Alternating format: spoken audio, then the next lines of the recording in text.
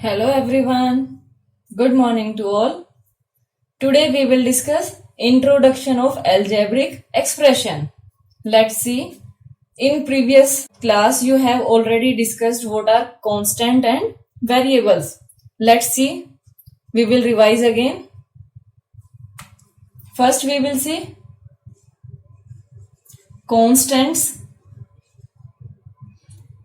variables. Constant means देखिए constant means fix, ठीक है. Variable means which very, which changes, जो चेंज होते हैं. और कांस्टेंट मीन्स जो फिक्स होते हैं. अब ये फिक्स कैसे होंगे वो भी मैं बताती हूँ, पहले देखते हैं. कांस्टेंट आपके पास क्या होते हैं? काउंटिंग नंबर्स होते हैं, 1 2 3 and up to so on. These are constants. Then variable, variable आपके A to Z, ये सारे आपके पास वेरिएबल्स होते हैं. इनकी वैल्यू चेंज कैसे होती है और फिक्स कैसे रहती है अब वो देखते हैं. आपने लिखा 2x, ये आप सब करके आए हो प्रीवियस क्लास में, जस्ट एक बार बता रही हूं मैं, रिकैप करते हैं. इसमें क्या है 2x. यहां पे अगर मैं बोलती हूँ आपको x की वैल्यू 1 पुट करिए, अगर आपको वैल्यू फाइंड आउट करनी हो इस एक्सप्रेशन की, x की जगह आप 1 पुट करिए, तो आप कैसे करेंगे? 2 into 1 that will be equal to 2. अब मैं आपको बोलती हूँ कि x इक्वल टू 6 पुट करिए, आपके पास ये एक्सप्रेशन है 2x, 2 इंटू 6 की आपने वैल्यू पुट, क्या आया? 12. अब देखिए variable mean which changes its value, तो ये वैल्यू चेंज कर रहा है अपनी. यहाँ पे 2 वैल्यू आई, यहाँ पे 12 वैल्यू आई, वैल्यू चेंज हो रही है, इसलिए इसको हम क्या बोलते हैं? Variable. Variable means which changes its value. Then constant देखिए, अब मैंने आपको बोला 16, क्या मैं इसकी वैल्यू चेंज कर सकती हूँ? 16 मीन्स ये 16 ही है, इसको कुछ भी आप चेंज नहीं कर सकते हो. सो ये फिक्स है, इसलिए हम इसको क्या बोलते हैं? कांस्टेंट. अब नेक्स्ट देखते हैं हम. ये वैल्यू हमने देख ली, वैल्यू कैसे फाइंड आउट करता है ये आप 6th क्लास में करके आए थे पहले. अब उसके बाद थोड़ा सा आगे हम मूव करते हैं कि अगर आप कांस्टेंट और वेरिएबल को, कांस्टेंट एंड वेरिएबल्स को अगर आप प्लस माइनस मल्टीप्लाई डिवाइड करते हैं तो आपके पास एक टर्म आती है. कैसे देखते हैं. लेट्स सी, आपके पास 4 एंड x, मैंने यहां बीच में कॉमा लगाया हुआ है, ठीक है. ये 2 है आपके पास, आपको इससे टर्म फॉर्म करनी है, तो टर्म देखिए कैसे बनेगी. 4, एक बार आप इसको प्लस करिए, प्लस किया आपने, एक बार इसको माइनस करिए, 4 माइनस एक्स, एक बार इसको आप मल्टीप्लाई करिए, 4 into x, multiply 4 into x, फिर इसको डिवाइड करिए, ये आपने डिवाइड किया, तो जो ये आपके पास आई है इसमें देखिए, अगर इसको आप करते हैं तो ये 4x आएगा, ये एज इट इज रहेगा.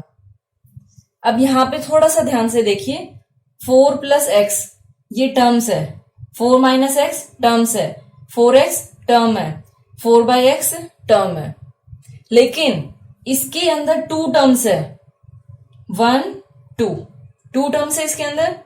अब देखिए आप कैसे पता चलेगा आपको कि टर्म्स है या नहीं है, डिफरेंट टर्म्स है या नहीं है. वो देखिए ऐसे कि अगर प्लस और माइनस से सेपरेट हो, प्लस और माइनस से अगर सेपरेट हो तो उसको आप डिफरेंट टर्म्स बोलोगे.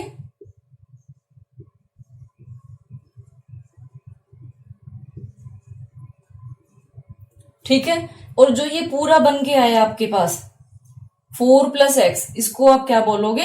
Algebraic expression. एक्सप्रेशन, इसको आप एल्जेब्रिक एक्सप्रेशन बोलते हो. चाहे ये 4x हो, चाहे ये 4 बाई एक्स हो, ये सारे क्या है आपके पास? एल्जेब्रिक एक्सप्रेशन, क्योंकि हमने कांस्टेंट और वेरिएबल को प्लस माइनस मल्टीप्लाई और डिवाइड करके बनाया, तो ये एल्जेब्रिक एक्सप्रेशन बन गया. एल्जेब्रिक एक्सप्रेशन में अब हम देखते हैं terms.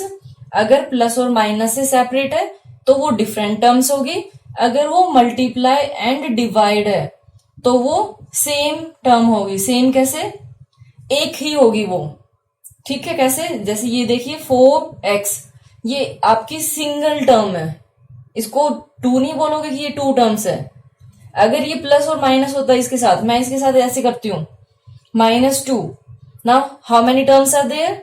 Now there are two terms because two terms are separating with minus sign. अगर प्लस और माइनस साइन से सेपरेट हो रहे हैं तो आप उसको क्या बोलोगे? डिफरेंट टर्म्स हो गई। और अगर वो मल्टीप्लाई हो रही है तो, जैसे दूसरा एग्जांपल लीजिए, एक सिंपल सा एग्जांपल देती हूँ, 4x into 4, how many terms are there? There are no two terms, there is a single term. जब आप इसको मल्टीप्लाई करेंगे 4 4 जा 16x, this is a single term, this is single term. ये ध्यान रखिए। ऐसे ही अगर मैं इसको ऐसे कर देती हूं 5x/4, या मैंने इसको ऐसे ना करके डिवाइड बाय 4, तब भी ये आपके पास एक ही टर्म है। इसमें ये मत बोलना टू टर्म्स है। सेम मैंने बोला था, मीन्स एक टर्म है आपके पास। ये आपके पास क्या बनेगा? 5x/4, this is a term, single term. Okay, थोड़ा सा प्लीज ध्यान से देखिए, क्योंकि जब आप हायर क्लासेस में जाएंगे तो वहां पे आप कंफ्यूज हो जाओगे कि ये टर्म है या नहीं है उस टाइम पे। तो यहीं से देखते चलिए, अगर प्लस और माइनस है तो डिफरेंट टर्म्स रहेगी। अलजेब्रिक एक्सप्रेशन अगर प्लस और माइनस से है सेपरेट तो डिफरेंट टर्म्स है, अगर मल्टीप्लाई और डिवाइड से है तो वो सेम एक ही टर्म है, अगर टू है तो टू टर्म्स रहेगी। ठीक है, और अलजेब्रिक एक्सप्रेशन मैंने आपको बता दी, टर्म्स मैंने बता दी। अब थोड़ा सा आगे मूव करते हैं। आगे देखिए, टर्म्स को हम टू पार्ट्स के, टू बेसिस के ऊपर डिवाइड करेंगे। First one is on factors and second one is number of terms.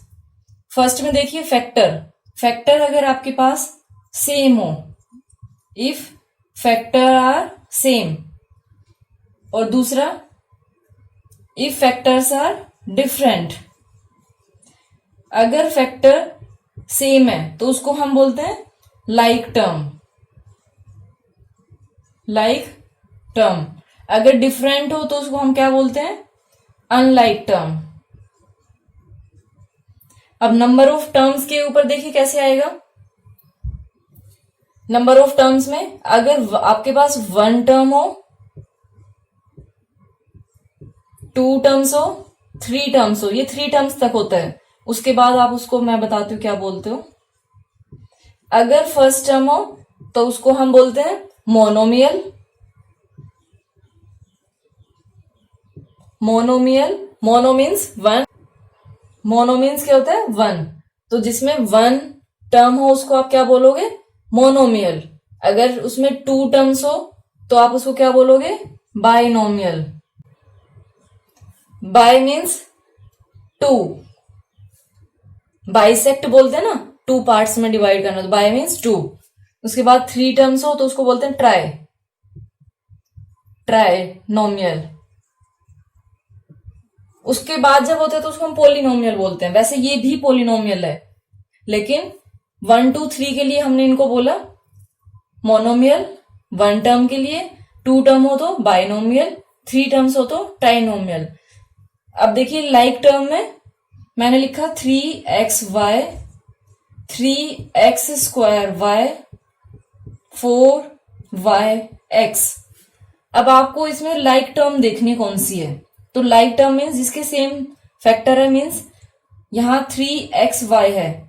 अब जिस भी टर्म में xy होगा वो इसकी लाइक टर्म होगी। कैसे? 3xy, 3xy।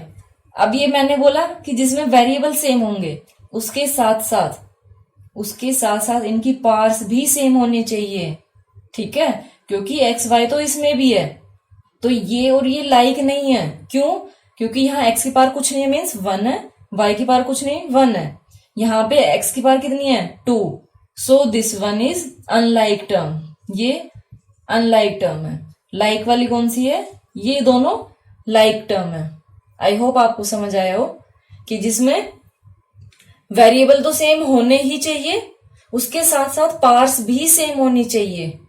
उसके बाद देखिए नंबर ऑफ टर्म्स है, जैसे मैंने लिखा 3x सिंगल टर्म है तो ये मोनोमियल है। अगर मैंने एक्सप्रेशन लिखा 3x + 4, कितनी टर्म्स है इसमें? 1 2, दिस इज बाइनोमियल। और ये आपके पास क्या था? मोनोमियल। अब मैंने नोट किया 1 + 3x + 7y। अब बताइए, अब इसको आप बताइए 1 + 3x + 7y, इसमें कितनी टर्म्स है? 1 2 3 टर्म्स है, तो ये क्या हो गया? ट्राइनोमियल। एक और एग्जांपल देखिए, 7y/3 + 3, इसमें कितनी टर्म्स है? 1 2 टर्म्स है। So type of polynomial is binomial. आप देखिए इस वाले में बताइए 3x × 4y, how many terms are there? You have to classify as monomial, binomial और ट्राइनोमियल। बताइए कौन सा है? सोचिए। बाइनोमियल है ये? नो, बाइनोमियल नहीं है, क्योंकि मैंने क्या बोला था आपको कि एल्जेब्रिक एक्सप्रेशन में जब टर्म्स प्लस और माइनस से सेपरेट होती है तभी आप उनको डिफरेंट टर्म बोलते हो, अदरवाइज उसको आप डिफरेंट टर्म नहीं बोलोगे। वो ये दोनों एक ही टर्म मानी जाएगी। कैसे? 4 3 12 x y, एक ही आई ना ये। मैंने सिर्फ आपको कंफ्यूज करने के लिए कि आप क्या आंसर करते हैं, क्योंकि पहले मैंने जो आपको समझाया वो समझ नहीं आया होगा, आपने एज इट इज देख लिया कि अच्छा मैम ने बोल दिया, हमने सुन लिया। लेकिन यहां देखिए, जब मैंने यहाँ पे आपसे पूछा तो 90% सभी ने बोला होगा कि ये बाइनोमियल है, लेकिन ये मोनोमियल है, क्योंकि यहाँ पे मल्टीप्लाई है। अगर मैं यहाँ पे प्लस कर दूं then it is a binomial, अगर मैं माइनस कर दूं then it is a binomial, अगर मैं यहाँ पे डिवाइड कर दूं तब then it is a monomial. Multiply और डिवाइड सेम टर्म रहती है, प्लस और माइनस डिफरेंट टर्म्स रहेगी। एक बार दोबारा से देखिए वीडियो को जहां से ये मैंने बताया था, तब आपको और अच्छे से समझ आएगा। उसके बाद पोलिनोमियल क्या होता है? ये जो टर्म्स है इसको पोलिनोमियल, इसको भी बोल सकते हो, इसको भी, इसको भी। Any expression with 1 or more terms is known as polynomial. तो पोलिनोमियल हो गया, एल्जेब्रिक एक्सप्रेशन हो गया, टर्म्स हो गई, लाइक और अनलाइक हो गई। उसके बाद नेक्स्ट देखिए फैक्टर्स। अब फैक्टर्स आपके पास 2 टाइप से होंगे, numerical factor and literal factor. अब देखिए मैं एक एक्सप्रेशन आपको देती हूं, आपके पास है 7xy² - 4x। इसमें आपको पहले टर्म्स बतानी है। बताइए कितनी टर्म्स है इसमें? टाइप ऑफ एक्सप्रेशन बताइए, मोनोमियल है, बाइनोमियल है, ट्राइनोमियल है? There is minus sign, so there are 1 2 terms. So type of expression क्या हो गया ये आपके पास? बाइनोमियल। आफ्टर दैट अब इसमें टर्म्स बताइए कौन कौन सी है इसमें? यहां पे आप नोट करेंगे टर्म्स कौन कौन सी है। अगर आपको टर्म्स बोला जाएगा तो जहां भी प्लस माइनस साइन है कोमा लगा दीजिए। कैसे? 7xy², कोमा लगा दो यहाँ पे, विद साइन लेना है, -4x -4x। ये आपके पास टर्म्स हो गई। अब आपको फैक्टर्स बताने हैं। फैक्टर्स आप देखिए, फैक्टर जब आप बताएंगे इसका 7xy², तो इसके फैक्टर देखिए क्या क्या होंगे। 7 ये अलग से आएगा, x ये डिफरेंट है ये अलग से आएगा, और y² ये अलग से है तो ये अलग आएगा। अब y² को भी आप आगे फैक्टर करोगे। इसको इधर देखिए। अब फैक्टर्स देखिए, इसके फैक्टर कैसे करेंगे आप? 7xy² है, इसके फैक्टर आपको करने हैं, तो आप इसको 3 टाइप से करेंगे। क्या? एक जगह 7 नोट करेंगे एक जगह x नोट करेंगे, एक बार वाई स्क्वायर। लेकिन वाई स्क्वायर को भी आप कैसे नोट कर सकते हैं? वाई स्क्वायर आपके पास बेटा होता है y इंटू वाई। ठीक है, ये अभी आपने चैप्टर अगर कर लिया है तो ठीक है, नहीं किया है तो देखिए मैं बता देती हूँ। वाई स्क्वायर क्या होता है एक्चुअल में? y into y. इसमें ये y, इसकी पावर क्या है? 1, इसकी क्या है? 1। जब बेस सेम होता है मीन्स y और y ये दोनों सेम है, तो ये दोनों ऐड हो जाती है बीच में, अगर मल्टीप्लाई हो तो 1 + 1 2, तो ये वाई स्क्वायर हो गया। तो इसको आपको कैसे ध्यान रखना है? जो भी पावर है, जैसे 2 है तो उसको उतने टाइम्स लिख दो, ठीक है, उतने टाइम्स नोट कर दो। मान लो ये आपके पास होता x⁻³ तो इसको आप कैसे करते? x इंटू x, जितनी पावर है उतने टाइम्स इसको मल्टीप्लाई करके लिख दो। तो इसमें ये आपके पास क्या आया? y² = y into Y. अब हम बात करते हैं इसमें फैक्टर्स, ये आपके पास आ गए, ये आपके पास फैक्टर आए। अब कौन सा न्यूमेरिकल फैक्टर है, कौन सा लिटरल फैक्टर है? न्यूमेरिकल फैक्टर नंबर वाला, देखो नाम से ही पता चल रहा है इसमें नंबर, न्यूमेरिकल है, ये नंबर नहीं है लेकिन उसी से मिलता जुलता है। न्यूमेरिकल मीन्स जो नंबर वाला है, जो ये 7 है, 7 आपके पास क्या है? Numerical factor. और जो ये रिमेनिंग है जिसमें कांस्टेंट टर्म ना होके वेरिएबल टर्म्स होती है, जो वेरिएबल वाले फैक्टर है, इनको आप क्या बोलते हो? Literal factor. ठीक है, समझ आया? जो नंबर वाले हैं उनको हम न्यूमेरिकल फैक्टर बोलते हैं, और जो वेरिएबल के वाले होते हैं फैक्टर, उनको आप लिटरल फैक्टर बोलते हो। और जो ये आपने नोट किया है इसको हम ट्री डायग्राम बोलते हैं, ये पूरा इसको हम ट्री डायग्राम बोलते हैं। इसको एक एग्जांपल से समझा देती हूँ। इसमें आपको ट्री डायग्राम ड्रॉ करना है, तो देखिए 1 2 3 3 टर्म्स है। पहले हम टर्म्स को सेपरेट करेंगे, इसको आप करोगे -ab, देन 2b² एंड आपको विद साइन लेना होता है बेटा, ये -ab, इधर भी -3a। अब इसमें एक चीज और आएगी, वो भी बताऊंगी मैं आपको। अब यहां पे देखिए, यहां पे कितने में आप स्प्लिट करेंगे? ये माइनस है। अब आप बोलोगे कि माइनस को कैसे करें? मल्टीप्लीकेटिव आइडेंटिटी तो होती है ना, मैंने क्या बताया था, जहां पे कोफिशिएंट, जो न्यूमेरिक कोफिशिएंट है वो कुछ नहीं है, तो वहां पे आप 1 लेते हो, तो इसको आप क्या ले लोगे? -1। अब इसको आप literal factor and numeric factor अलग अलग करिए।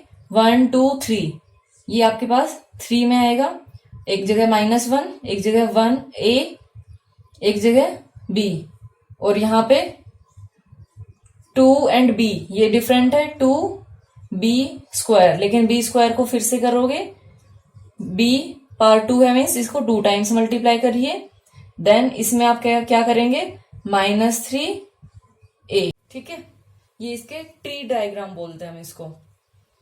Thank you so much for watching my video and have a great day.